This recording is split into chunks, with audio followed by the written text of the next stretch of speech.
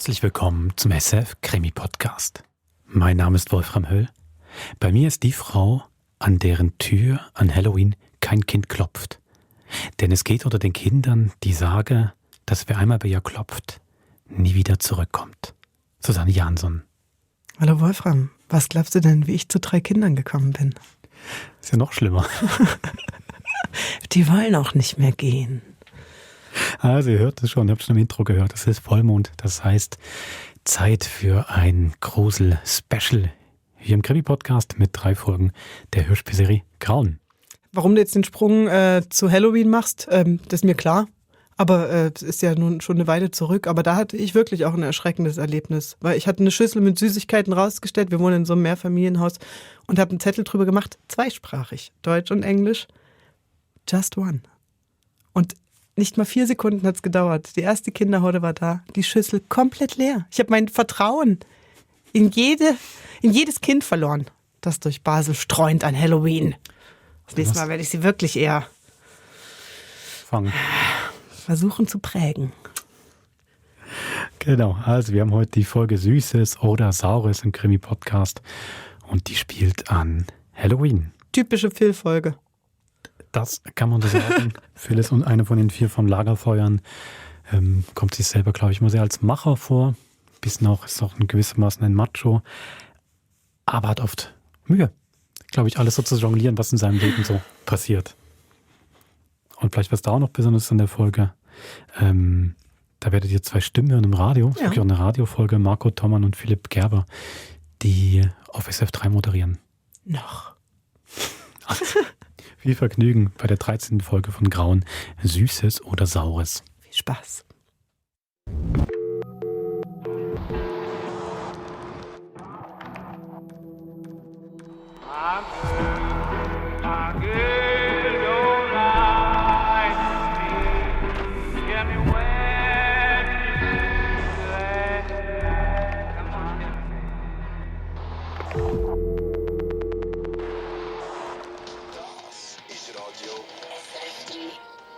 Morgen. Morgen, Chef. Auch schon wach? Ich habe nicht verpennt. Schön wär's. Mit diesen Baustellen überall, das war der Horror heute Morgen. Ich habe das Auto bei der Krippe stehen und bin gelaufen. Warum bringen denn halt alle Eltern ihre Gofen in die Krippe? Wer keine Zeit hat, um auf seine Gofen aufzupassen, der sollte doch einfach auch keine machen. Ja, ist ja schon gut. Wo sind die anderen? Die sind schon auf der Baustelle in Rümlang. Und wer ist in Erach? Niemand? Ja, Scheiße, aber das ist doch viel dringender. Das ist ein grosser Auftrag. Da hättest du halt vorher müssen sagen. Jetzt Gottverdammt, genau das habe ich euch doch am Montag... Ist ja gleich. Muss ich jetzt auf Erach fahren? Sieht so aus.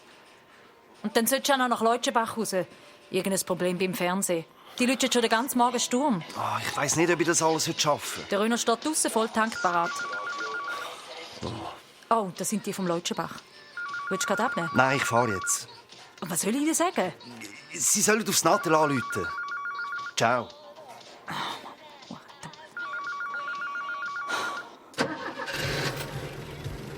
Wer keine Zeit hat, um auf seine Gofen aufpassen, soll er keine machen. Was fällt denen eigentlich ein? Wer ist der Chef in diesem Laden? SRF 3 am Morgen mit dem Philipp Gerber und dem Marco Tommann.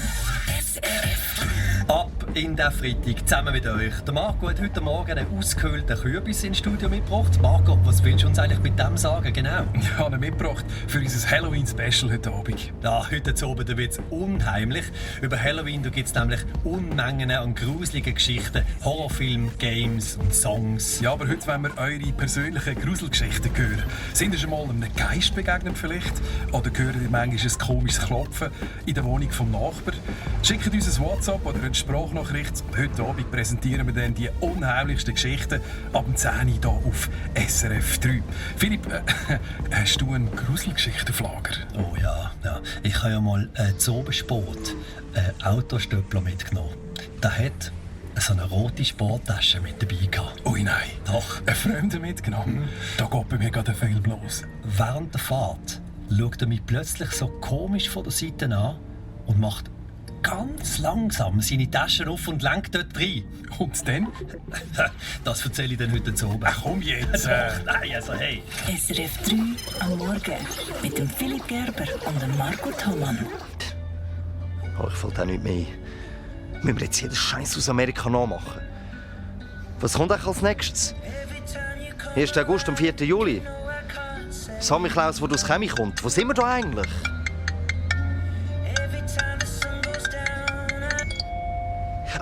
Grüezi, ja, wegen dieser Havarie im Leutschenbach. Ich schicke so schnell wie möglich jemanden vorbei, okay? Grüß dich, da ist Pamela Weiss von der Kita Rietli. Ah. Ich rufe an wegen Noah. Eurem Sohn. Ah, jetzt, ja, Entschuldigung. Ich bin gerade auf dem Schluch gestanden, sorry. Kein Problem. Ich wollte nur fragen, ob der Noah länger krank ist. Wir wollten morgen einen Ausflug machen und sollten wissen, wie viele Kinder definitiv dabei sind. Wegen der Verpflegung. Der Noah? Also, ihr seid doch der Papi vom Noah. Ja, schon, aber er ist nicht krank. Ich habe ihn doch heute Morgen in die Krippe gebracht. Nein. Doch, sicher. Also, ich habe gerade mit der Gruppenleiterin geredet. Der Noah ist heute nicht in die Kita gekommen. Was? Aber er ist doch am Fenster gestanden und hat mir gewunken. Wahrscheinlich verwechselt er den Tag. Nein, ich verwechsel den Tag nicht. Scheiße, du hättest ihn abbeugen. Wie bitte? Entschuldigung, ich bin eben gerade am Arbeiten. Schon gut. Geben wir doch einfach noch Bescheid wegen morgen. Am besten läutet ihr mir einfach aufs Handy an. Wir sind heute unterwegs. Also, adieu. Aber, so... Das gibt's doch nicht. Ich habe doch heute Morgen ins Auto gepackt, ihn im Kindersitz angeschnallt und dann sind wir losgefahren und dann... Oh, fuck! Elektrofei AG, schönen guten Morgen. Ja, ich bin's, der Phil. Du, Barbara, kannst du rasch bitte auf dem Parkplatz aus etwas in meinem Auto nachschauen? Hast du Licht anladen, Doppel? Nein, wegen meinem Sohn. Wegen deinem Sohn? Ja, ich glaube, also... Es könnte sein, dass er noch im Auto ist. Im Ernst jetzt? Ja, Kripp hat gerade angerufen. Der Noah scheint nicht dort. Du hast deinen Sohn im Auto vergessen? Jetzt gang doch einfach schauen, ob er noch im Auto ist. Aber du hast doch gesagt, du hättest das Auto heute bei der Krippe stehen lassen. Hä? Du hast das Auto heute bei der Krippe stehen lassen. Oh, shit!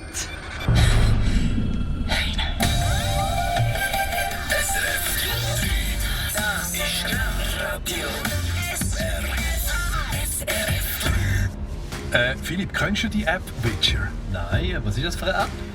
Jedes Mal, wenn du die App aufmachst, kommst du 2 Franken über. Einfach so, oder? Ja, aber dafür stirbt irgendwo ein Mensch. Was? Aber das ist ein Witz, oder? Ich meine, das gibt's nicht wirklich. Doch, ich habe sie hier auf dem Handy. Und? Hast du sie ausprobiert? Das erzähle ich dir erst heute Abend im Halloween-Special. Das will ich Halt die Fresse! Mit dem Philipp Gerber. Hallo, da ist die Combox von 078 364 5797. Nachricht nach dem Piep. Ja, grüezi, Frau Pamela. Da ist der Papi vom Noah. Es ist mega dringend. Hören Sie, es könnte sein, dass ich den Noah im Auto vergessen habe. Das Auto steht bei Ihnen vor der Krippe. Bitte gehen Sie geschwind schauen. Es ist ein schwarzer Volvo. Danke. Ade.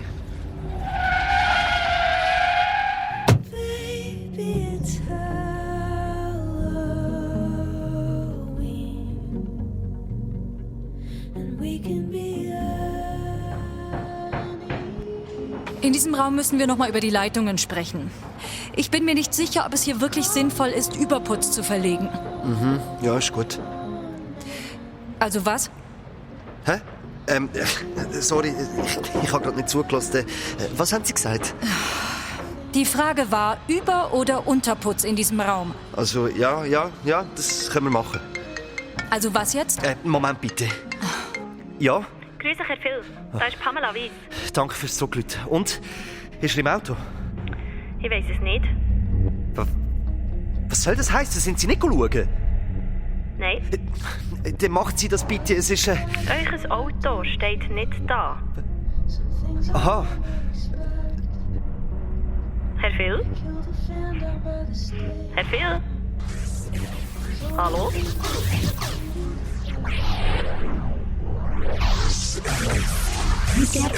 Marco Thomann. Morgen. Alles gut bei Ihnen? Ich muss kurz raus. Da ist der Marco. Und nicht vergessen, heute ist Halloween. Und wir wollen eure gruseligsten Geschichten, eure Horrortrips. Eure Albträume. Eure dunkelste Fantasie. Das ist Radio. Okay, ganz ruhig. Einschnaufen und ausschnaufen. Einschnaufen. Das ist alles ein Missverständnis. Ich gehe jetzt zu der Polizei und alles kommt gut. Einschnaufen, ausschnaufen. Hey, wo wollen Sie hin? Werkzeuge holen. Aber was ist denn jetzt mit den Leitungen? Ach, scheiß SRF. Bitte? Könnt ihr nichts Normales laufen lassen? Wer? Ja, das hören Sie doch selber.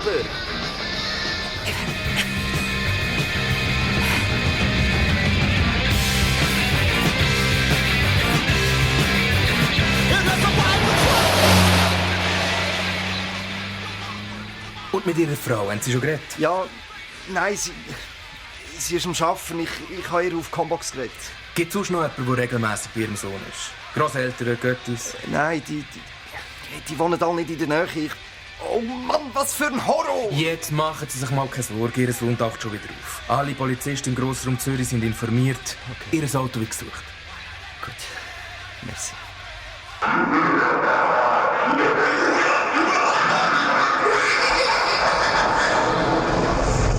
Die Nacht von den Toten. Nur bei uns, im SRF. Wenn Albträume wahr werden. Nur bei SRF. Und ich überprüfe jetzt nochmal den Bericht. Nachher können Sie eigentlich gehen. Und dann? Dann melden wir uns bei Ihnen. Wenn Albträume wahr werden. So tönt Halloween. So tönt SRF. Radio Halloween.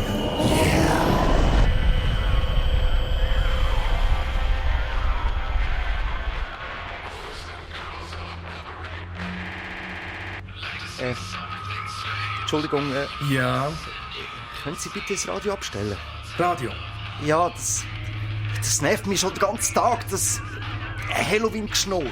Aha, ja. Es läuft aber kein Radio. Hä? Oh. Ich hör's doch. Wir haben kein Radio da. Aber, Was läuft da im Radio? ja, so Rockmusik, so irgendetwas, Halloween. Halloween. Ja. Ja. Kommen Sie doch mal mit.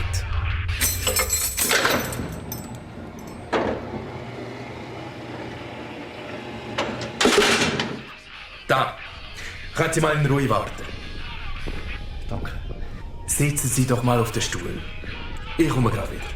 Aber, Entschuldigung, da läuft ja auch das Radio. Ich schalte ihn gerade aus.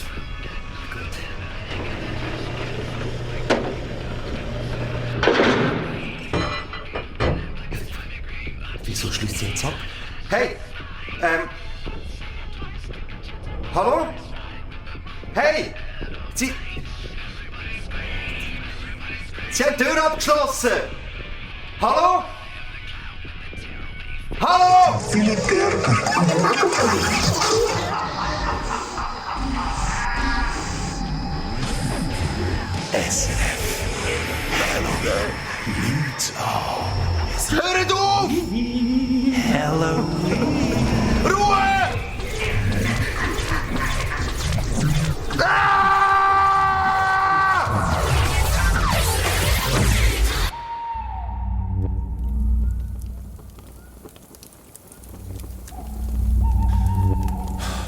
Oh Mann.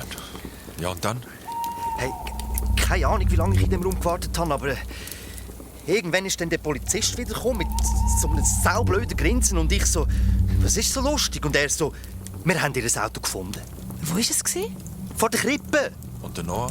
Bist du im Auto gewesen? Nein, Mann, in der Krippe. Hä? Also doch alles ein Missverständnis. Hey, die Pamela hätte ich mir aber vorgenommen. Es gibt keine Pamela in der Krippe. Oh, Alter, hör auf. Doch, Pamela ist... Ich weiss doch nicht, irgendeine Gestörte, die mich fertig machen wollte. Vielleicht eine hässige Kundin. Ja, genau. Oder jemand vom Leutschenbach. Oh, Scheiße, die wartet immer noch. Jetzt chill's mal. Heute feiern wir doch Halloween. Das ist Radio SRF 3. Und jetzt haben wir für euch noch eine ganz spezielle Horrorgeschichte. Genau. Und zwar von der Pamela. Die hat zwar selber keine Horrorgeschichte erlebt, aber jemandem das Leben zur Hölle gemacht. Allah, wenn man kein Süßes gibt, ja, dann gibt's halt Saures. Pamela hat uns diese Spruchnachricht geschickt. Hallo, da ist Pamela. Ich habe heute einem Ex von mir einen kleinen Schreck eingejagt. Wir hatten mal eine Affäre gehabt. Und vor genau 5 Jahren, an Halloween, hat er Schluss gemacht. Weil er verheiratet war und seine liebe Familie nicht verlassen wollte. Zu diesem Jubiläum habe ich ihm heute angerufen und behauptet, ich sage von der Kita. Und ich habe ihm gesagt, dass sein Sohn, der Noah, nicht rum sei. Ja, ob er krank sei und wenn er dann wieder in die Kita kommt. Oh, da ist er natürlich mach das Radio mal ein bisschen lauter. Das Radio? Ja, mach lauter. Aber... Jetzt mach schon. Das ist meine scheiß Horrorgeschichte. Welche Geschichte? Ja, sie läuft hier im Radio. Die von der Pamela. Die Geschichte, die du uns gerade erzählt hast? Ja, mach lauter. Es läuft kein Radio. Hä? Es läuft nichts. Aber... Alles still.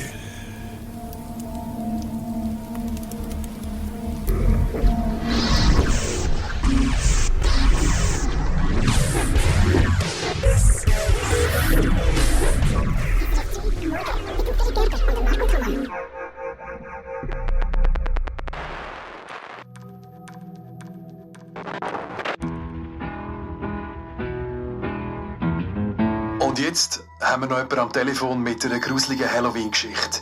Sie hat in einem Wald etwas Gefürchiges erlebt. Hallo, da ist Zoe. Meine Geschichte ist ein paar Jahre her. Ist das doof?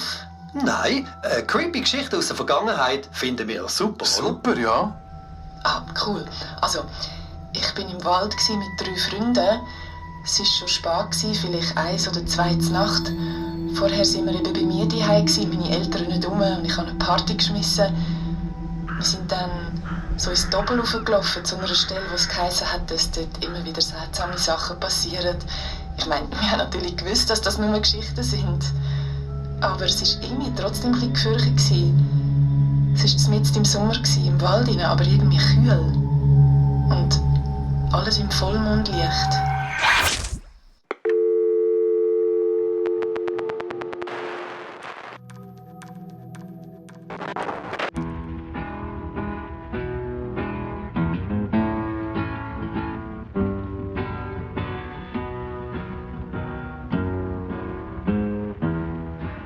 Wolfram, hörst du auch manchmal Radio, wo gar kein Radio läuft? Zum Glück noch nicht. Das bringt die Arbeit fast mit sich, geht's dir nicht so? Ich habe doch am Donnerstag erzählt von diesem Vermisst-Signal. Genau, das höre ich jetzt. Entweder ist das die Vorstufe eines Tinnitus oder ich höre das manchmal. Sag doch viel über das Signal aus, wenn man es als Tinnitus missverstehen könnte. Hey, aber eine schöne Phil-Folge. Horror, das mit dem, vor allen Dingen, also ich finde das auch wirklich gut geschrieben, dass du nicht nur die Angst, du kannst dich gar nicht erinnern, also du hast diese Handlung nicht bewusst gemacht und das ist eben nicht nur den Schlüssel nicht vielleicht im Schloss rumgesteckt, sondern das Kind, oh Gott, wohin? Und dann ist das Auto auch noch weg. Also ich finde, das baut sich krass auf. Stress hat Phil ja immer. Und dann das noch obendrauf, das ist fies. Und so eine Angestellte wünscht man auch keinem. Nee. Hey, die Zusammenarbeit mit SRF 3, kannst du dazu noch kurz was erzählen? Weil eben, das sind ja echte Moderatoren. Ja. Und diese Sendung gab es auch wirklich. Nehme ich an, die sie da so anteasen. Erzählt uns die gruseligsten Geschichten heute Abend. Ja, doch, genau. Also das war, als die Folge rauskam, die kam halt an Halloween raus. Und dann wird die Zusammenarbeit mit SRF 3 gesucht, den ganzen Tag zu Halloween gemacht und gruseligen Geschichten. Das gab es dann tatsächlich. Das war auch geskriptet, was die beiden da erzählt haben. Jetzt am Schluss oder in der ganzen Folge? So in der ganzen Folge. Das war die ganze Folge. Ja, genau. Okay. Die sind ja auch nicht ganz, also ein bisschen weniger diabolisch sind sie ja doch, wenn sie normal über den Sender gehen, die beiden Herren. Aber ich glaube, das hat ziemlich Spaß. Es gibt ja auch einen Verweis auf eine frühe Grauenfolge. Weißt du es gerade aus dem FF? Super, vielleicht könnte da uns jemand schreiben, wenn das gehört hat. Das kommt in dieser Folge eine frühere Grauen-Folge vor. krimi@srf.ch. Hilft mir. Ich wette, nein, dir wird's nachher. Dir sage ich es nachher. Okay. Aber weißt du, was ich auch lustig fand? Und ich frage mich, ob ihr das als Gag richtig drin gelassen habt, ihr als ProduzentInnen, Simone und du. Die Erzieherin am Telefon, sie sieht nun den Phil. Und dann ruft sie, als er nicht antwortet, ruft sie, Herr Phil? Herr Phil? Ich habe mich weggeworfen, fand es großartig, weil ich dachte, wahrscheinlich, warum sollte man für Figuren Nachnamen erfinden, wenn niemand sie jemals so nennt? Dann kommt der Moment, wo es doch gebraucht wird. Und dann überlegt sich das Produktionsteam oder vielleicht auch die Regie und der Schauspieler zusammen, komm, ist doch witzig, wenn wir es so lassen. Wahrscheinlich war das genauso. Aber die haben sich alle keine Nachnamen, das ist wirklich so. Haben sie nicht, ne? Ich Nee. könnte sie jetzt auch nicht herbitten. Aber großartig, ich habe mich gefreut. Die Alternative wäre sonst, weil man es nicht auf dem Schirm hat, dass die in jeden Folge einen anderen Nachnamen haben. Das passiert ja manchmal auch bei so Serien. Das stimmt. Aber da Phil es ja mit den Frauen wirklich durchgängig durch alle Jahre, Jahrzehnte schwer hat, fand ich das hier noch passend, dass auch die Erzieherin, die ja gar nicht die richtige ist, genau. Das ist ja bald schon, also... Das ist es, Wolfram, das ist die Auflösung. Weil Pamela den Nachnamen von Phil nicht mehr weiß, kann sie als Erzieherin ihn auch nicht mit Nachnamen anreden. Weil wenn sie ihn falsch nimmt, dann fällt ihm ja auf, dass da was nicht stimmen Dann sagt man kann. Herr Phil. Dann sagt man Herr Phil. Frau Susanne. Passiert mir nicht zum ersten Mal. Nein, das ist wirklich schön bei ihm mit der Figur. Also ich mache manchmal Diskussionen, Simon und ich, dann bei den Texten, kann man den Phil jetzt schon wieder so plagen. Aber ich finde es natürlich als Figur schon spannend. So einer, der versucht und denkt, er hat alles unter Kontrolle. Und links und rechts ist mal alles kurz vorm Einstürzen, sei es nun wirklich in echt auf einer Baustelle oder auch sonst in seinem Leben. Und ich finde es auch nicht, ist natürlich alles sehr stark gezeichnet, aber es ist auch ein Gefühl, glaube ich, dass man ja auch teilen kann. Wenn man so eine Familie hat und noch arbeitet und so weiter, dass manchmal alles so, dass man nur am Jonglieren ist. Aber lustig, dass du ihn im Vorfeld in der Anmodi als Macho so beschrieben hast, weil ich finde, eben das löst sich nie ein. Ist ja nie so, dass er wirklich einen Schlag landet irgendwie. Nee, oder das einen nicht. Spruch, ne? Ich glaube, er wäre gerne einer. Ja. Super.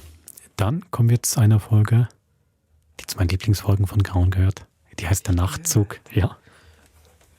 Ja, der Titel sagt eigentlich schon alles. Es geht um eine Nachtzugfahrt von Österreich in die Schweiz, auf der gruselige Sachen passieren.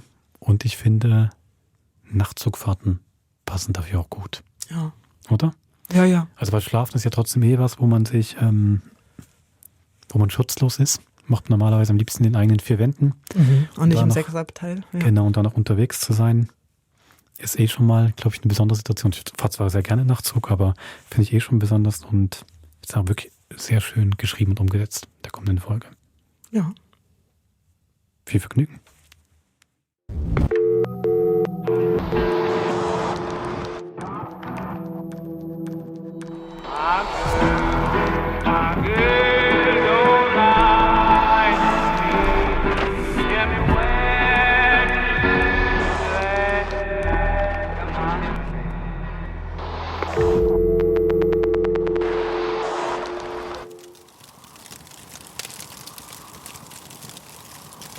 Hallo zusammen. Hoi Phil. Nette Begrüßung, Besim, danke. Ist langsam Zeit zum Gepfusen für dich. Nein, ich bin in der Ferien. Ah, jetzt musst du dich zuerst ein bisschen erholen. Ich bin mit dem Nachtzug heimgekommen und habe fast nichts geschlafen. Echt? Mit dem Nachtzug? Von wo denn? Gerade in Zürich. Oh. Gerade Zürich? Ja, habe ich doch gesagt. Krass. Und? Was und? Ja, hast du keine Angst gehabt? Was? Wie meinst Ist etwas passiert? du? Nicht wirklich. Ich habe halt nicht geschlafen, außer der Typ neben mir, der hat die ganze Nacht durchgeschnarchelt in der Lautstärke von einem Jumbo-Jet. Ach so. Du tönst enttäuscht. Hey, weißt du nicht, was man über die Strecke sagt, über Graz, Zürich? Nein. Und du? Ich habe den Zug darum auch mal genommen. Das ist aber schon fast 20 Jahre her. Ich habe Interrail gemacht und mit dem Zug bin ich die letzte Etappe zurück in die Schweiz gefahren, eben von Graz aus. Ich habe aber dort auch noch nicht gewusst, dass die Strecke berüchtigt ist. Sonst hätte ich noch so gerne darauf verzichtet.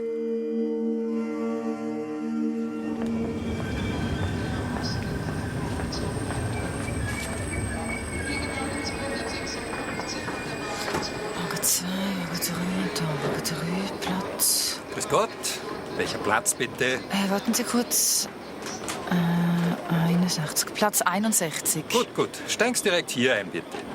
Ich helfe Ihnen mit dem schweren Rucksack. So, ja. Ach, danke. Ja, Kaffee oder Tee?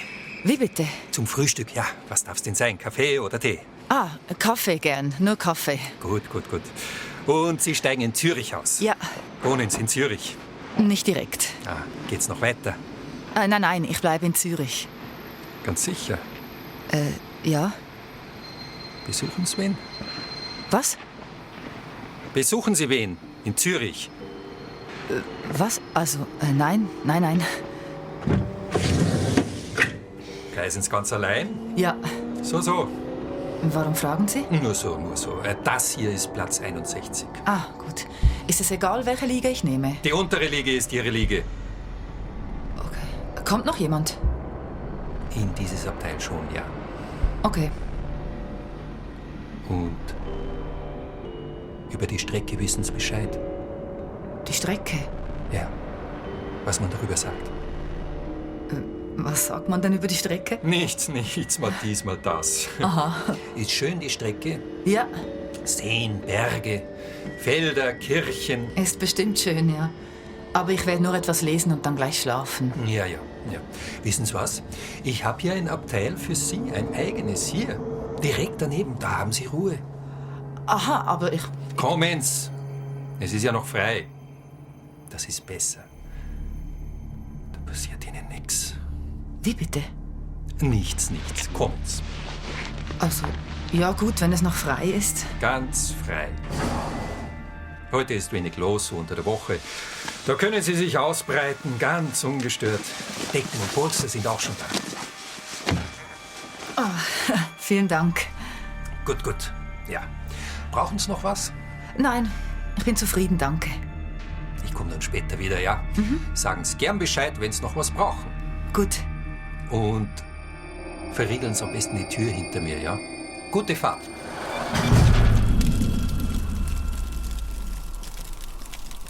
Wow. Schräger Typ. Voll. Und dann hast du deinen Rucksack genommen und bist wieder ausgestiegen? Hey, ich kann einfach wieder in die Schweiz wählen. Creepy Kondukteur hier oder her. Ich habe eine Packung Chips aufgemacht und gewartet, bis der Zug losfährt. Ja, und dann?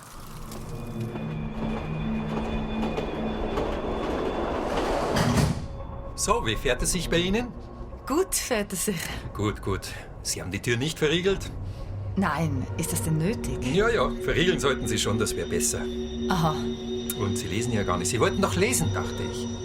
Ja, ich finde mein Buch nicht. Und darum schaue ich aus dem Fenster. Ja, Wollen Sie das Billett sehen? das habe ich doch schon. Konnte ich schon beim Einsteigen sehen. Hab gesehen, was ich wollte. Ja. Und Sie? Haben Sie etwas gesehen? Ja, also zuletzt den Bahnhof von St. Pölten. Den Bahnhof haben Sie gesehen, ja. Und sonst etwas anderes noch, etwas Ungewöhnliches vielleicht. Ja, also man sieht ja fast nichts, es ist ja schon dunkel. Im Zug auch nichts? Nein? Nichts Ungewöhnliches? Eigentlich nicht, nein. Dann lasse ich Sie jetzt. Ich wecke Sie morgen früh, wenn es recht ist. Ja. Passen Sie auf sich auf, ja? Ja, klar. Sie aber auch. Sie sollten zusperren, immer zugesperrt lassen, bitte. Ich schließe die Tür und Sie verriegeln sie, ja? Gut. Ich mein's wirklich so. Verriegeln Sie die Tür, ja? Immer. Versprochen? Ich verriegle die Tür und verteidige sie mit meinem Leben. Versprochen. Mit meinem Leben. Gut. Ja.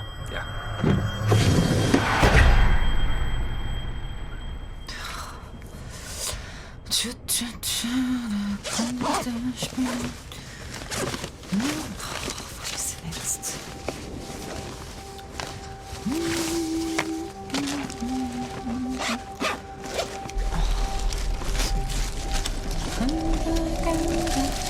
Da. So, und dann untere. Sie wollten doch zusperren? Ich will noch Zähne putzen. Und dann sperren Sie zu, nicht wahr? Ja, sicher. Wo kann ich mir denn die Zähne putzen? Da schauen Sie die Frau. Die wartet auch. Das ist der Waschraum. Ja, danke. Wiederschauen. Elmex. Elmex. So erkennen sich Schweizerinnen, wenn das Rivella ausgegangen ist. Ja. Bist du bereit? Für die Nacht? Jo. Es sollte ja bald losgehen. Wir fahren aber ja schon. Ich meine die Nacht vom Verschwinden. Sie rückt näher. Es muss heute oder morgen sein. Wie meinst du das? Du weisst es nicht. Irgendwann um die Vollmondnacht im November verschwindet in diesem Zug jemand. Und ich will unbedingt dabei sein. Ja, ich habe sogar noch 2 Tickets gekauft, damit ich am Morgen wieder nach Graz fahren kann und mit dem Nachtzug wieder zurück. Falls es doch noch nicht heute passiert. Außerdem habe ich literweise Kaffee und Energy Drinks dabei. Okay. Also sonst kommst du einfach zu mir ins Abteil. Ich bin allein und dort ist schön ruhig. Verstehst du es nicht? Ich will doch gar nicht schlafen. Außerdem bin ich genau in dem Abteil untergebracht, wo die letzten paar Mal jemand abhanden gekommen ist. Das finde ich super. Was? Also, hast du keine Angst? Nein, ich will nur dabei sein, wenn es passiert. Einmal dabei sein, wenn... Wenn was? Wenn das Tor aufgeht. Was? Die Leute verschwinden. Absolut spurlos. Für immer. Und das Einzige, was von diesen Personen jeweils übrig bleibt, ist ein Bild auf ihrem Kopfgüssi. Was für ein Bild? Eine Zeichnung. Eine genaue Skizze von der Person. Wie sie im Zug liegt und schläft. Möchtest du zuerst? Nein, ist schon gut. Aber versprich mir, dass du noch da bist, wenn ich wieder rauskomme. Ja. Ja, und wenn etwas ist, ich bin direkt am Abteil neben dir. Platz 62. Kommst einfach vorbei. Ah, das war ja eigentlich mein Abteil.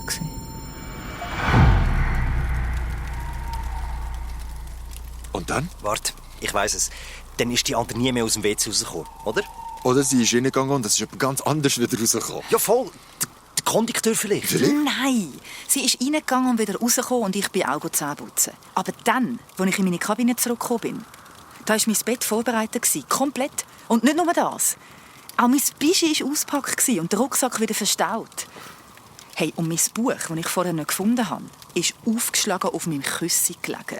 Was? Ja. Oh, Scheiße. Und? Was hast du gemacht? Ich habe die Tür abgeschlossen, das Schloss mehrfach überprüft, aber wirklich mehrfach. Das Licht gelöscht und bin liegen.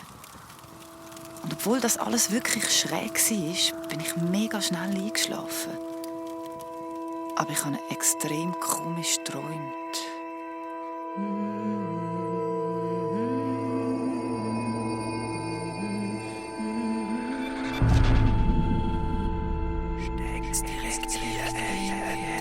Ist es egal, welche Liege ich nehme? Es ist immer die untere. Was sagt man über die Strecke? Seen, Berge, Abgründe, Felder, Kirchen. Kühe, Straßen. Kühe, Straßen. Gräber, Felsen. Wiesen. Häuser, ein Graben. Wolken. Felsen, Hügel, Eichen, Bäume, Sterne, Sterne, Felsen. Sterne. Sterne.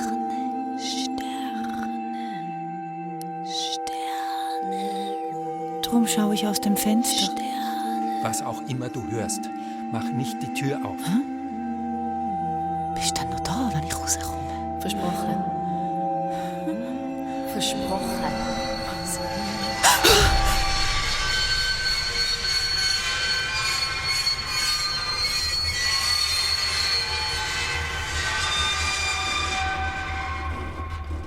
Als ich aufgewacht bin, war es mitten in der Nacht. Und der Zug ist gestanden. Ich habe gehört, wie die Zugtüren aufgegangen sind. Aber sonst war es ganz still. Ich habe dann probiert, das Licht anzuschalten. Das ist aber nicht gegangen. Und dann bin ich im Dunkeln raus, um zu schauen, was los ist. Hallo? Ich bin an den anderen Kabinen vorbeigegangen. Hallo? Alle Türen waren offen, aber nirgends hatte es Menschen. Und auch gar kein Gepäck. Der Zug war absolut leer. Nichts hat man gesehen und niemand gehört. In dem Moment, als ich zur Zugtür gekommen bin und wollte rausgehen, kommt mir jemand von außen entgegen. Was wollen Sie denn hier? Sie sollen in der Kabine bleiben. Was? Ich hab's Ihnen doch gesagt, sollen da bleiben und sich einsperren. Schnell! Gehen Sie in die Kabine. Aber wo sind denn alle anderen? Drin bleiben sollen Sie. Bitte, drin bleiben! Hey! Ich bin so verschrocken, als der auf mich zugekommen ist und mich in meine Kabine zurückgescheucht hat. Ich bin auf meine Liege gesessen, habe nicht genau gewusst, was ich jetzt machen soll. Und dann fällt mir auf, dass auf meinem Kopfkissen etwas liegt. Was ist das? Ein Blatt Papier. Ungefähr so groß wie meine Hand. Und obwohl es total dunkel ist, erkenne ich, was drauf ist. Es ist eine präzise Bleistiftzeichnung von einer Liege in dem Zug. Decke, Kopfkissen. Oh Gott. Alles genauso wie bei mir. Oh nein, ich will das nicht. Komm, jetzt reden wir zusammen. Ich raus aus meinem Abteil, rein ins Nächste und lege die Zeichnung auf irgendeine Liege. Dann bin ich so schnell wie möglich zurück und habe mich in meinem Abteil eingesperrt. Was soll ich jetzt machen? Oh nein, ich will das nicht, bitte. Irgendwann ist der Zug weitergefahren. Noch nie in meinem Leben habe ich mich so allein gefühlt. Ich war in diesem Abteil, in diesem fahrenden Zug. Es war dunkel und kalt und ich habe gemeint, jetzt sei es vorbei mit mir. Ich habe mir geschworen, dass ich kein Auge zutue. Ich habe auf der Liege hinter der Tür geschaut und darauf gewartet, dass jemand zu mir reinkommt. Ja, und dann? Ich weiss nicht genau. Der Zug ist durch die schwarze Nacht gefahren, stundenlang. Es war völlig dunkel und mucksmüsli-still. Irgendwann muss ich eingeschlafen sein. Als ich aufgewacht bin, ist die Tür zu meinem Abteil offen gestanden. Wir sind gerade im Bahnhof in Zürich eingefahren. Im Gang hatte es Leute, die sich bereit gemacht haben zum Aussteigen. Ich habe schnellstmöglich meine Sachen zusammengepackt. Ich wollte nur noch raus. Das war so krass. Phil. Sagst du es ihr oder soll ich? Was ist? Warum tun ihr so? Steffi, also ehrlich gesagt, das ist dann so, als ob du im Nachtzug einfach eingeschlafen wärst und einen schlechten Traum gehabt hast. Nein, im Fall voll nicht. Schau, es war dunkel, die Leute haben dir vor dem Schlafen komische Sachen erzählt. Und von wem sind meine Sachen ausgeräumt worden? Und warum war mein Bett gemacht, als ich vom Bad zurückgekommen bin? Wahrscheinlich ist es dir einfach beim Zurückkommen viel ordentlicher vorgekommen, als bevor du aus dem Abteil rausgegangen bist. Nein, im Fall wirklich nicht. Außerdem habe ich euch das Wichtigste noch gar nicht erzählt. Was? Als ich am Morgen aussteigen will, steht der Kondukteur im Abteil nebendran. Dort, wo du die Zeichnungen nicht da hast? Er ist dort gestanden, hat etwas in der Hand gehabt und hat das ganz genau angeschaut. Als ich ihn angesprochen habe, hat er seine Hand hinter seinem Rücken versteckt. Guten Morgen. Morgen. Was haben Sie denn da? Nichts. Nichts. Hat jemand vergessen? Die Leute vergessen oft etwas. Haben Sie gut geschlafen? Nicht wirklich, das wissen Sie doch. Was war denn heute Nacht los? Wie meinen's? Ja, warum haben wir angehalten? Wieso angehalten? Und wo waren die ganzen Leute? Was für Leute? Das müssten Sie doch wissen. Wir sind uns doch begegnet hier im Gang. Sie haben mir gesagt, ich müsse im Abteil bleiben. Das haben Sie wohl geträumt, nicht wahr? Und wo ist die junge Frau, die in diesem Abteil übernachtet hat? Früher ausgestiegen. Im Bux, ja. St. Gallen. Aber sie wollte auch noch... Musste früher raus als Sie. Ist früher aufgestanden. Aber... Ich muss jetzt wissen, die Arbeit wartet nicht. Und der Zug muss ja fahren. Muss wieder zurück, nicht wahr? Ja. Ich bin sehr froh, Sie hier zu sehen. Hier in Zürich. Ja.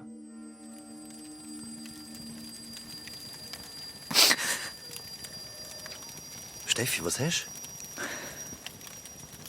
Warum erzählst du nicht weiter? Weil... Dann... Ja, er hat mich dann so angeschaut und sein Blick war so unendlich traurig gewesen. Und dann hat er mich umarmt. Ja, und dann hat er mich losgelassen und er hat mir etwas in die Hand gedrückt und ist einfach wortlos gegangen. Ich habe seither die Zeichnung immer in meinem Portemonnaie. Zeig mal. Wow, ist das... Die Vera? Ja, das ist sie, die ich am Abend von dieser Nachtzugfahrt noch getroffen habe. Schlafend im Zug. Was machst du jetzt? Ich verbrenne es. Ich muss das loslassen, verstehst du? Es ist jetzt Zeit.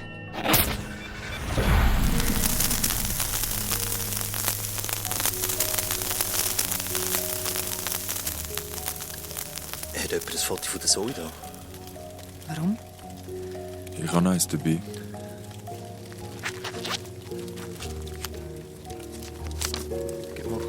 Oh, fuck, sind wir da jung gewesen? Du hast noch Haare gehabt, Phil. Was läuft mit dir? Ich habe immer noch Haare. Und was willst du jetzt mit dem Foto machen? Verbrennen. Was, aber... Wir haben uns jetzt 4 Monate getroffen und Zoe ist nicht mehr aufgetaucht. Ey, vielleicht hätte sie wirklich gehen können. Ja. Und vielleicht ist es jetzt auch für uns Zeit, loszulassen. Nein! Es ist gut, Besim. Nichts ist gut! Sie kommt nicht mehr zurück. Was weißt du schon? Hey, pst. Hört ihr das?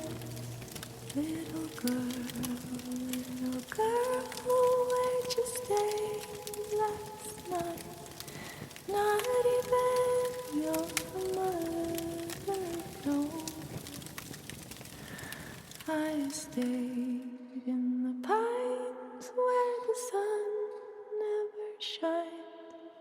Shivers when the cold winds blow. Little girl, don't you lie to me. Tell me, where'd you get that dress?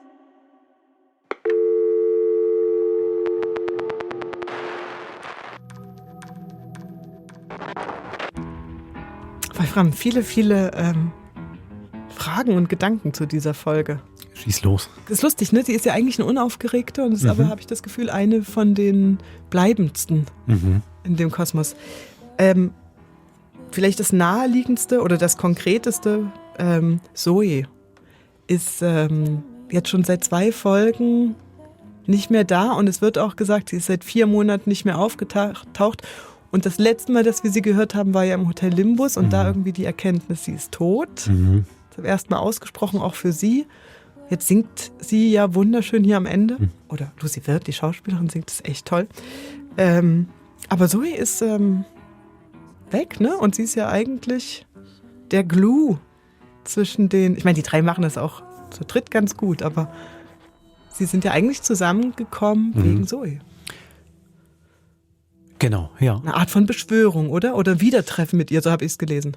Genau, es ist nicht ganz klar gesagt, ob es eine Beschwörung ist oder ob sie einfach wieder aufgetaucht war und man deswegen gemerkt hat, man muss wieder zusammenkommen. Aber auf jeden Fall, das ist ein Thema, was die 3 halt verbindet, ob sie nun da ist oder nicht. Deswegen macht es schon auch durchaus Sinn, dass sie sich weiterhin treffen.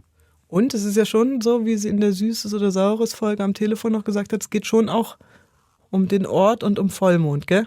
Also man kann sie jetzt nicht im Supermarkt treffen, oder? Nein. Nein. Okay. Genau, also der Ort, wo sie sich da mal treffen, die Geschichten erzählen, hat was mit ihrer Geschichte zu tun und die Vollmondnacht auch.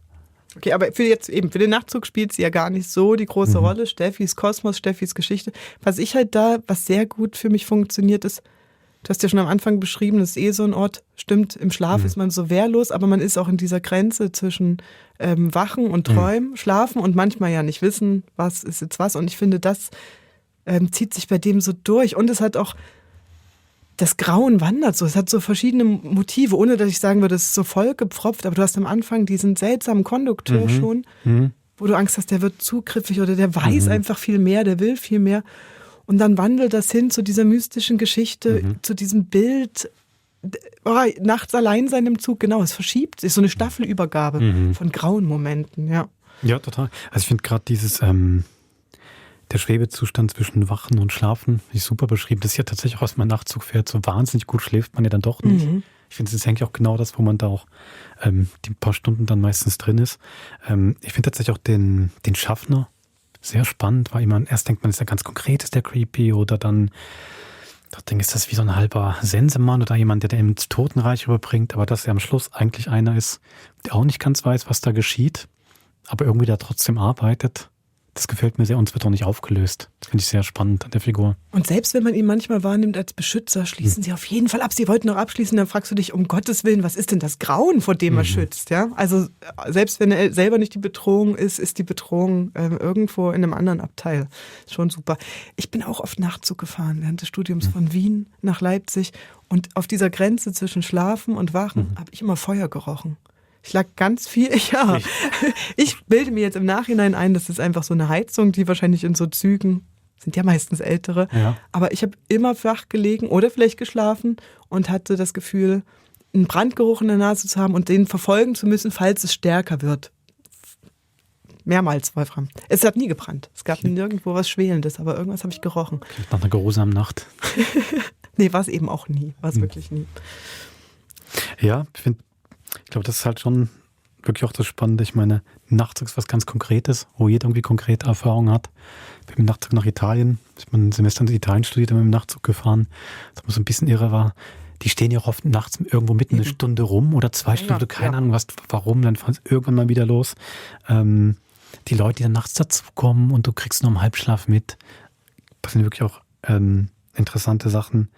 Eben dieses Konkrete und dann daneben hat es natürlich finde ich, hat ein Zug natürlich trotzdem auch so ein Motiv, was wie von einem Totenzug, also was, wo man einsteigen könnte. Und das bringt dann jetzt in ein anderes Reich und ein Nachtzug natürlich nochmal mehr, als jetzt ein normaler S-Bahn zwischen Biel und Grenchen Süd. Ja. Deswegen, ja, tolle Folge, finde ich.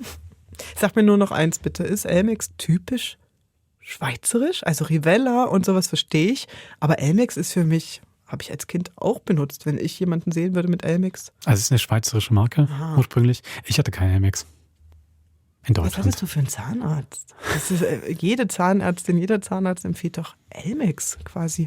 Nee. Das ist eine Strafe. Deine Zähne sind gesund, aber dass sie auch so bleiben, nehmen Elmex. Nein? Okay.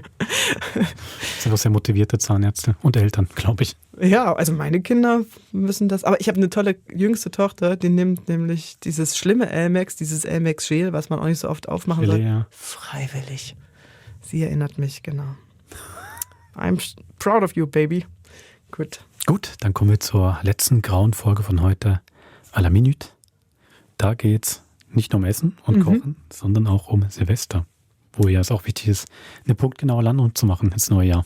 Kennst du den Brauch aus Spanien, dass man für jeden Glockenschlag 12 an Silvester eine Weintraube isst? Und ich dachte... Also isst oder nur in den Mund? Eben, das ist, glaube ich, ein entscheidender Unterschied, weil als ich das mal probiert habe, dachte ich, man darf die nicht kauen. Und dann macht man mit 12 Weintrauben, genau, Erstickungsgefahr quasi vorprogrammiert, Grauen an Silvester. Aber man darf sie, glaube ich, schon kauen. Und dann einzeln runterschlucken, einen nach der anderen. So Glück bringen. Ich weiß, in Japan, wenn wir schon bei Bräuchen sind, da macht man Reisküchlein. Also was man so als Mochi-Eis jetzt hier kennt, aber es ist eigentlich dann wirklich ein Küchlein. Die brauchen ein schönes Kinderbuch, wo so Mäuse im Wald das selber machen, den Teig aus Reis und so weiter und diese Küchlein essen. Da gibt es ja tatsächlich eine große Verstickungsgefahr. Im Kinderbuch? Nee, in der Realität leider, unter anderem auch bei älteren Leuten, weil es wirklich ein total zäher, klebriger Teig ist, der ist auch nur so halb gekocht. Und da muss man schon aufpassen, dass man nicht zu viel in den Mund nimmt, weil das einem dann wirklich im Hals stecken bleiben kann. Die japanische Regierung warnt jedes Jahr wieder davor. Nein, wirklich kleine Stücken in den Mund zu nehmen, ordentlich zu kauen, Wasser parat zu haben, dass man nicht an dem Neujahrsbrauch erstickt. Ja, drücken wir mal die Daumen, dass Besim, der in dieser Folge die Hauptrolle spielt, anderen Bräuchen ausgesetzt ist. Ja, aber welchen? Eben, wenn du es schon so fragst, geschrieben hast, Lukas Linder, und der ist nun eher für was Abartiges bekannt. Der grotesken Seite. Ja. Also viel Vergnügen bei à la Minute. Viel Spaß.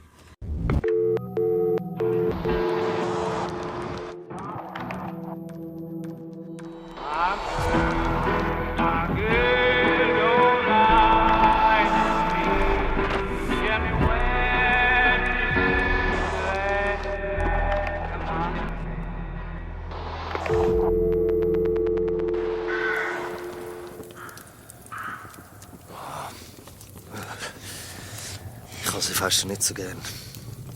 Ich bin immer ein bisschen depressiv an diesem Tag. Du bist doch das ganze Jahr durch immer ein bisschen depressiv. Ich? Ich bin immer mega gut drauf. Ja, das war vor 20 Jahren. Du, was sind denn deine guten Vorsätze fürs neue Jahr, Besim? Weiter chillen. Sehr ambitioniert. Das wird sicher schwierig. Hey, deine Hände zittern ja. Und? Han kalt. Was? Du sitzt direkt am Feuer. Je näher, desto besser. Alles okay, Besim? Klar, alles easy. Silvester. Ich liebe Silvester. Prosecco, Trüffelsalz, Bleigüsse, Stotzbüsi. Du bist völlig wirr am Assoziieren. Was ist los? Nicht. Es ist nur... Letztes Jahr hatte ich ziemlich strube Silvester gehabt. Hast du nicht letztes Jahr erzählt, dass du am Silvester einen auf Ego machst und allein gefeiert hast? Ja, also... Das war die offizielle Version. Okay. Am Nachmittag habe ich beim Posten im Globus meinen alten Nachbar aus der Kindheit angetroffen. Der andere Rötteli. Ich habe früher nicht so viel mit ihm zu tun gehabt. Er war halt ein paar Jahre jünger als ich. Aber ich kann mich noch sehr genau erinnern, wie sein Vater ihm amigs gerufen hat. André?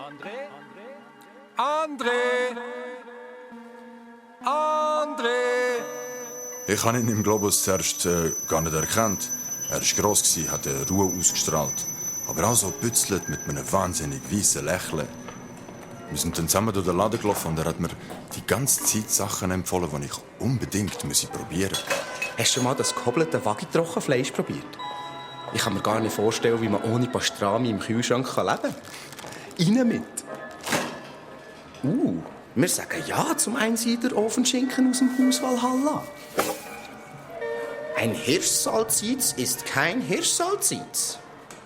Das ist der Goethe. Oh, und das habe ich vor kurzem entdeckt. Lomo pura bellota. Zum Verfeinern ein bisschen Trüffelsalz drüber streuen. Heaven. Am Schluss war mein Körbchen voll mit Sachen, die ich gar nicht brauche. Hat mich nicht überrascht, wo dann der andere erzählt hat, dass er als Sales Manager arbeitet. Hey, komm doch heute Abend auch noch vorbei. Wir machen eine kleine Party bei mir daheim. Gutes Essen, guter Wein, chillige Musik. Bleigüsse? Kein Bleigießen. Okay, ich komme. Und zur Nacht am Eis gibt es dann noch eine Gulaschsuppe. Die Nacht am Eis eine Gulaschsuppe. An Silvester? Ob ihr das jetzt glaubt oder nicht, die Gulaschsuppe hat für mich den Ausschlag gegeben. Aber du bist doch Fegi. Ja, jetzt. Wo ich am Abend beim anderen an der Tür läute, macht so ein grosser Typ auf.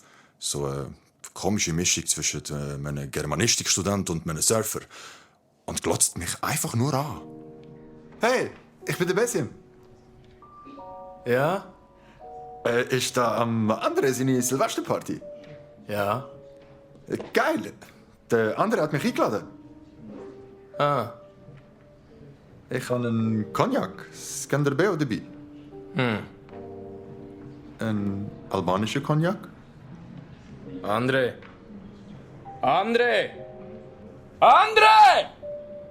Hey, Besim! Der Typ behauptet, du hättest ihn eingeladen. Hey, André. Was hat denn der Gorilla für ein Problem? Der Heinz. Der hat ein bisschen einen komischen Humor. Stimmt's, Heinz? Aha. Komm rein. Hey, Leute, das ist mein alter Nachbar, der Besim. Hoi, Besim. Wie geht's? Bist du der Besim, der mit der Gabriela Kerin zusammen war?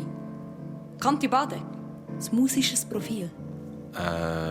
Nein. Sorry. Ah, okay. Darf ich dir einen Welcome-Drink anbieten? Ja, gern. Ein Bier. Tamara hat eine Bohle gemacht. Die musst du unbedingt probieren. Ja, ich bin nicht so der Bohlentyp. Warte, schau, da steht gerade noch ein volles Glas für dich. Also, okay. Danke. Bröstchen zusammen. Hey, mach's dir gemütlich. Das sind alles alte Freunde von mir. Wir feiern hier unser Anti-Silvester. Kein Prosecco, kein Fondue Chinoise, kein Bleigießen, keine Tischbombe. Und am Eis eine Gulaschsuppe. Woher weißt du das jetzt mit der Gulaschsuppe? Der André hat es mir verraten. Du hast ihm von der Gulaschsuppe erzählt. Also, zum ehrlich sein, die Suppe ist der eigentliche Grund, warum ich da bin. Genau. Besim, komm, sitz doch an. Die Chiara erzählt gerade so eine lustige Geschichte. Und ich also so, rostiges Messer. Voll Scheisse. Ihr wisst ja, was das für eine Arbeit ist. Ja. Und dann auch noch bei Minustemperaturen. Ich also, scheiß drauf. Ich probiere es. Und rein ins Fleisch. Und was passiert? Ich rutsche natürlich ab und treffe die Aorta. Nein, fuck! Also klemme ich zuerst mal die Blutung ab. Wie? Ich hatte zum Glück eine Haarspange dabei. Als das Blut nicht mehr ganz so fest gesprudelt hat, konnte ich weitermachen. Jetzt aber das nächste Problem. Die Leichenstarre hat angefangen. Ich musste also zuerst mal die Wirbelsäule komplett durchbrechen, um von hinten an die Leber herzukommen. Wirklich ein Prachtexemplar von einer Leber war das. Sorry, was erzählt sie da? Die Wirbelsäule komplett durchbrechen. Als nächstes musste ich den Dickdarm aufschneiden. Und jetzt ratet mal, was ich dabei gefunden habe. Also, ich gehe noch ein bisschen von der Bohlen holen. In der Küche. Dünndarmdurchschnitt. Die Vaterschi-Papille hat mir das Rätsel aufgegeben. Dann wieder viel Blut, Sauereien, sauberer Schnitt. Ich musste vorwärts machen. Und jetzt? Woher mit dem Gekröse? Oh mein Gott. Oh, da ist sie also. Die legendäre Gulaschsuppe. Hoi du. Mal schauen, ob du fein bist.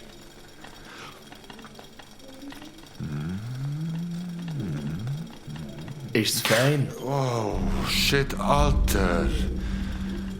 Ist's fein? Ja, klar. Super. Ja. Tamara weiss eben, wie man eine gute Gulaschsuppe macht. Cool. Sie köchelt über 5 Stunden, bis das ganze Fleisch lind ist. Ah ja? Lind. Aber das Beste kommt ganz am Schluss dazu. Frisch auf den Tisch. Ich gang dann mal zurück. Du bist von Albanien? Ja, also... Ja, ich bin dort geboren. Albanien? Was kann man denn dort so machen? Du kannst dort alles machen. Ich schaue gerne Menschen. Okay, ja. Menschen gibt's in Albanien auch. Gut.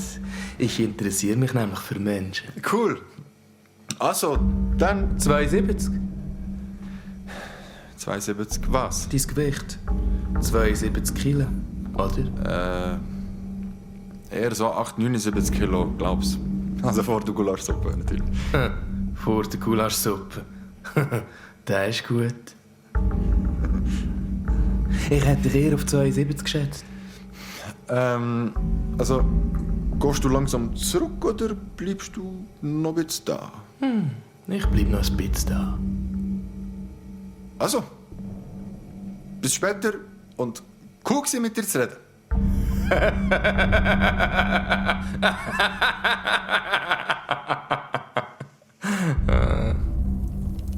Irgendetwas hat nicht gestimmt. Die Atmosphäre. Alle haben wie auf etwas gewartet. Auf Neujahr, denk. Nein, ich habe das Gefühl, alle wissen etwas und ich weiss es als Einzige nicht. Aber das ist doch immer so, wenn man mit Leuten hängt, die sich schon sehr lange kennen, nicht? Hey, ich bin mal bei einem Pärchen zum Nacht eingeladen, das extra für mich so da hat, als wären sie nicht zusammen. What? Ja, das war fast noch schlimmer. Der Heinz war jedenfalls super creepy. Dafür hat mir die Chiara auch recht gut gefallen. Ach so, jetzt check ich, warum du gerade wieder heim bist. Ich habe schon vorher mitbekommen, dass sie gerade Single ist. Und dann dachte ich, ja, mal schauen, vielleicht könnte sie etwas werden. Und bin mit meiner Bohle neben sie an den Tisch gesessen. Zum Wohl. Subtil. Du bist echt ein Pick-up-Artist. Chiara hat es überhaupt nicht mitbekommen. Ich bin mit ihr und der Tamara am Tisch gesessen und sie hat mich komplett ignoriert. Dabei habe ich wirklich alles gegeben. Geile Musik. Ich liebe den Amelie-Soundtrack. Yeah. Das ist übrigens Steve Reich. Oh, stimmt. Steve Reich. Ich liebe Steve Reich. Und dann habe ich am Forster gesagt, entweder oder. Und der Forster so, oh, bei dem Spiel spiele ich nicht mit. Und ich so zum Forster, das hast du gar nicht zu entscheiden, ob du mitspielst oder nicht. Das ist meine Entscheidung. Und der Forster so, deine Entscheidung ist auch meine Entscheidung. Wir entscheiden zusammen. Und ich zum Forster, fick dich, Forster. Meinst du den Christoph Forster, musisches Profil, Kanti Badek? Aha, genau der.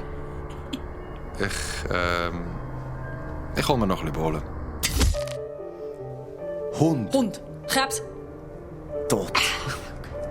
Krebs. Leu. Hund. Tot. Fisch. Gerät. Hä? Du musst Hund sagen. Und? No. Du bist tot. Also die Bohle ist einfach der Hammer. Ich glaube, ich nehme mir noch ein Glas. Wer will noch? Der Forster und ich sind sozusagen umgedrehte Seelenverwandte.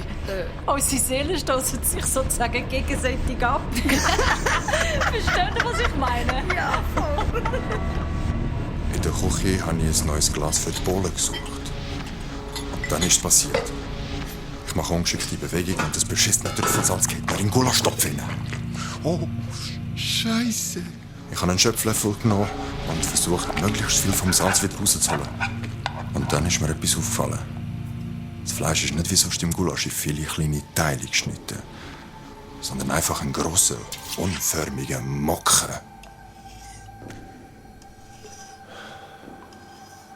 Was ist denn das für ein Fleisch? Tot. Nur ein Witz. Hey, André. Hey, Besim. Hey. Alles gut? Ja. Ich habe nur noch mal ein bisschen von der Bohle geholt, weißt du. Okay. Ja, hey. Geile Party. Kannst du dich noch an die Frau Tanner erinnern? Die Frau Tanner? Ja, in unserer Straße. Sie hat in diesem gelben Haus gewohnt. Ah ja, die Frau Tanner. Klar. Sie hatte einen Kater. Ein Tigerli. Ich denke oft an ihn. Ein Auto hat ihn überfahren. Okay. Kann sein. Ja, stimmt. Ich erinnere mich, ein Kater. Ricky, oder? Ricky, genau. Er hat ganz weisse Ohren. Sicher der Forster. Der war er nicht ab. Also, ich muss mal aufs WC. Im Stegenhaus. Einfach die Stege rauf und dann links. Oh, okay. Und nicht vergessen zu spülen. Ich bin also die Stege rauf. Meine Blase ist fast geplatzt. Die verdammte Bohle. Ich stehe vor dem WC und logisch, es ist besetzt. Ich warte und warte. Auf dem WC ist das Licht an, aber man hat nichts gehört. Und dann versucht, auf mich aufmerksam zu machen. Hallo? Nichts hat sich da. Ich wollte schon wieder gehen. Dann bin ich, weiss auch nicht warum, vor der Tür runtergehauen und habe durchs Schlüsselloch geschaut. Und wisst ihr, was ich sehe? Der Forster. Der Heinz. Und? Was hat er gemacht? Nichts. Was nicht? Ja, nichts. Er ist einfach dort gesessen. Ist er am Schiessen? Nein, der WC-Deckel war runtergeklappt. Er ist einfach dort gesessen und hat ins Leere gestarrt. Und sein Blick, keine Ahnung, als ob er gerade nicht da wäre. Wie ausgeschaltet. Vielleicht ist er ja eingeschlafen. Es gibt Menschen, die mit offenen Augen schlafen. Er hat nicht geschlafen. Er war einfach weg. Und sein Maul. Was ist mit seinem Maul? Er hat gelächelt.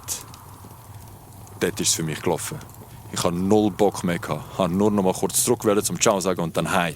Warum bist du nicht direkt los? Scheiß schweizerische Höflichkeit. Wir sagen unserem Mörder Merci, bevor er uns die Kehle durchschneidet. Wieso Mörder? Jetzt wart's doch ab. Ich komme also in die Stube zurück. Es ist immer noch der scheiß Steve Reich gelaufen. Die anderen voll am Diskutieren. Der letzte hat mir besser gefallen. Mit dem hat man wenigstens normal reden. Er hat auch besser ausgesehen.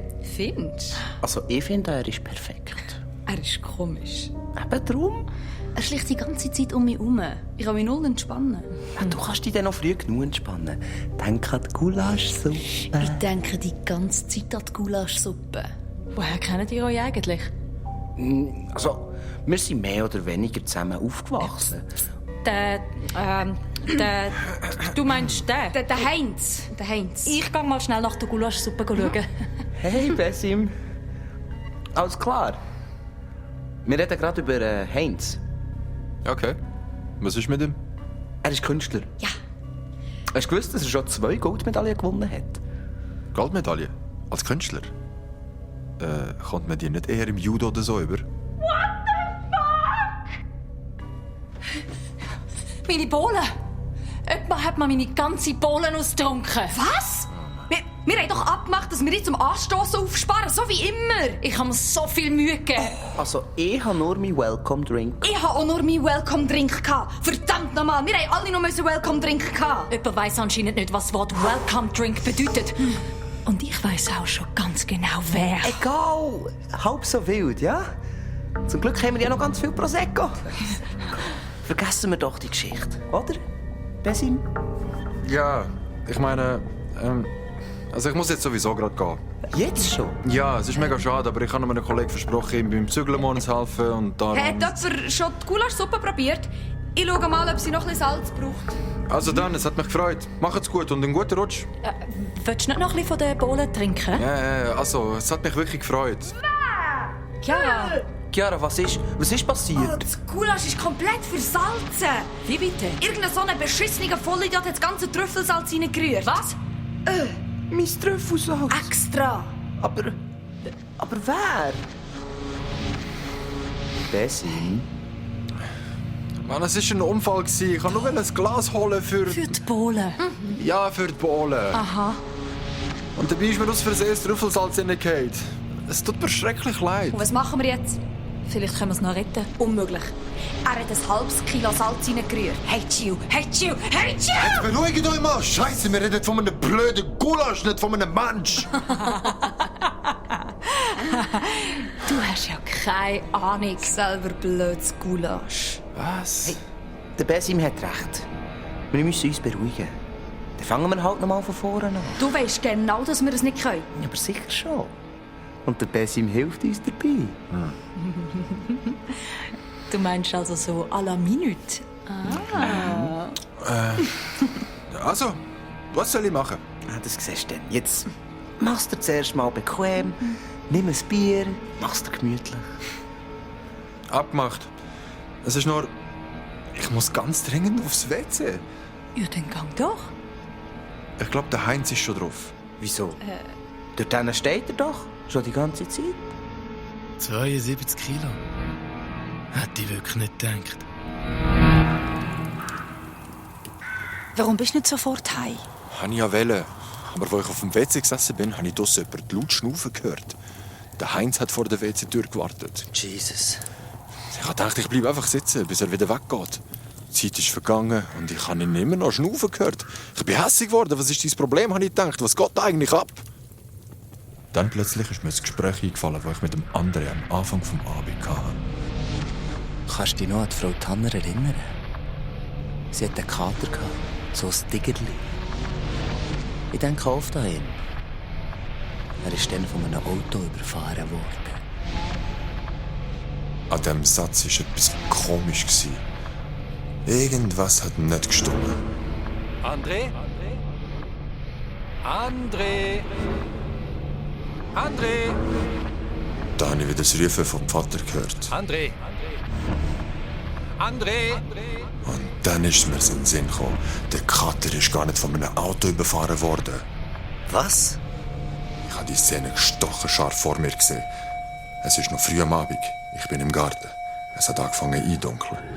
Es ist aber noch hell genug, dass man den Umriss der Bäume erkennen kann. Ich höre das Geräusch. Ein Schrei. Aber nicht von einem Mensch. Einer von einem Tier. Und so ein seltsamer Geruch. Ich gehe also um die Ecke, dort an, wo das Geräusch herkommt. Mein Herz schlägt wie verrückt. Er steht vor dem Grill, wo sein Vater am Nachmittag Würst brötelt hat. Jetzt liegt da aber etwas anderes. Unförmiges, haariges. Mit Pfoten und einem Schwanz und einem dickeren Fell. André! André! André! André!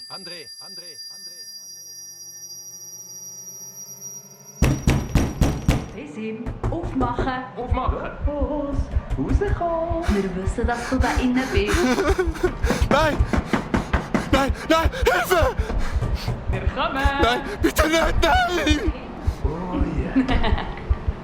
Los, Heinz, mach den Leben.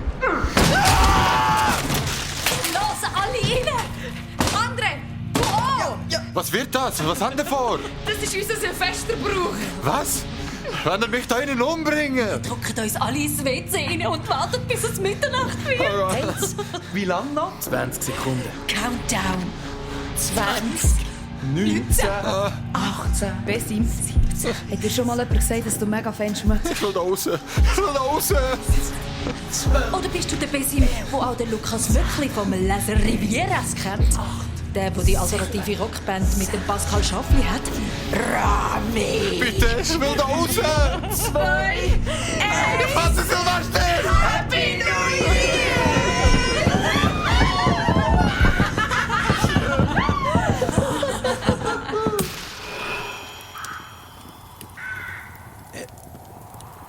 Und das war es? Nein. Nach dem ganzen WC-Ding bin ich wie gelähmt. Ich kann nur noch wählen. Aber ich kann nicht können. Ich bin in einer Schockstarre. Ich bin in der Stube gesessen und hatte so einen blöden Hut von so einer beschissenen Tischbombe auf dem Kopf. Die anderen haben rumgejohlt. Ich bin einfach nur dort gesessen und habe aufs Ende gewartet. Es ist 1. Heinz! Du kannst kommen. Endlich! Mein Bauch. Und was passiert jetzt? Jetzt kommt das Highlight vom Abend. Bleigüsse. Normalerweise würden wir jetzt den Gulasch essen. Aber zum Glück ist der Heinz auch ein Meister in seinem Fach und kann in Not improvisieren. Was macht er denn beruflich so? Ach, hat er das noch gar nicht erzählt? Der Heinz ist Metzger. Aber nicht irgendein Metzger. The Top of the Top. 2 Goldmedaillen. Eine für die Designerwurst und die andere für sein Landfrauen-Geschnetzelte. Was? Das Messer ist geschliffen. Bist du bereit, Besim? Für was? Lendensteak Salamit. Mit ein bisschen Trüffelsalz zum Verfeinern. Oh, Nein! Nein! Nein!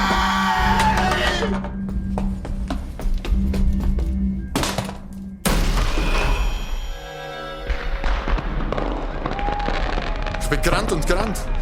Einfach nur weg. Auf einmal am Platz alles voller Menschen, Feuerwerk und Böller, überall Explosionen, Gruppen von Betrunkenen, Silvesterparty-Leute. Sie prosten mir fröhlich zu, aber es sind nicht irgendwelche Leute. Andere, Tamara, Heinz und Chiara. Immer wieder andere Körper, aber immer wieder ihre Gesichter. Weiter und weiter, immer weiter. Und irgendwann ist die Silvesternacht einfach vorbei gewesen. Wie ein böser Traum. Es ist morgen geworden und die Trams sind wieder gefahren. Ich bin in eins eingestiegen. Und erst dann habe ich gemerkt, dass ich nur Socken habe.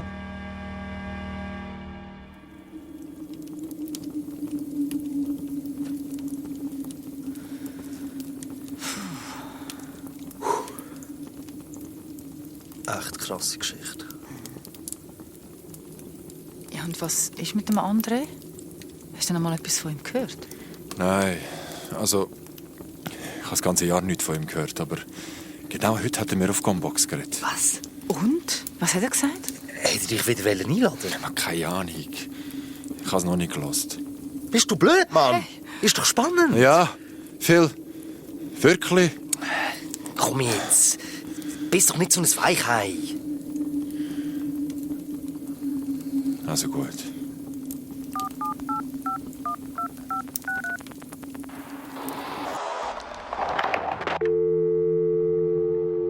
Sie haben eine neue Nachricht von der Nummer 666.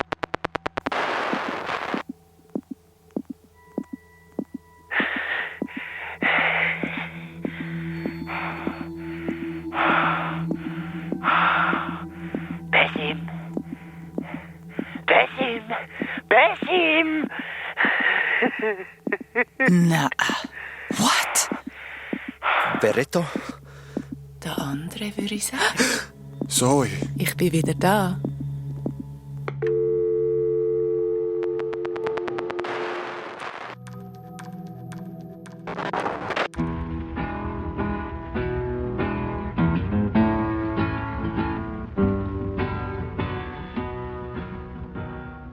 Susanne. Das ist ja eine ziemlich abgedrehte Folge, oder? Nichts anderes erwartet. Aber so gleichzeitig finde ich, kann mich da schon so ein bisschen wiedererkennen. So Party, wo man hingeht und man denkt, ja, springe ich mal in meinen eigenen Schatten, gehe mal wohin, wo ich nicht ganz in meiner Komfortzone bin. Und es ist eine Never-Ending Story, die schlimmer und schlimmer wird. Du weißt, denkst jedes Mal, den Moment zu gehen schon längst verpasst. Ja. Irgendwie wirkt es erst noch nett mit der einen Person da, mit der jungen Dame. Und dann irgendwie dann doch nicht mehr so, oder? Ich finde, da hat schon so Ja, man leidet mit Besim. Ja. Alles schon mal so erlebt, ohne jetzt, dass man gerade Festtagsbraten werden soll, aber...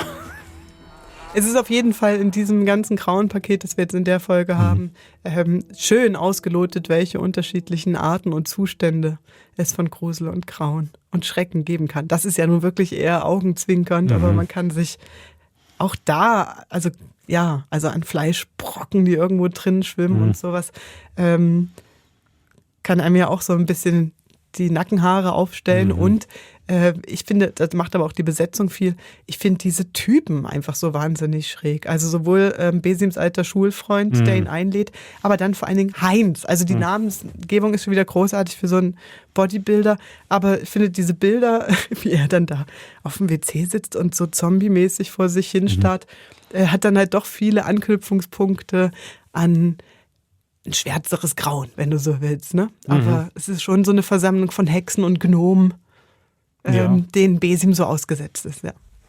Total, und lauert dann doch einfach in der Nachbarschaft. Oder? Ja. Gut, dann entlassen wir euch in die Vollmondnacht. Macht was Gruseliges oder auch nicht. Wir hören uns nächste Woche wieder mit einem Krimi. Bis zum nächsten Mod. Und immer gut kauen. Macht's gut.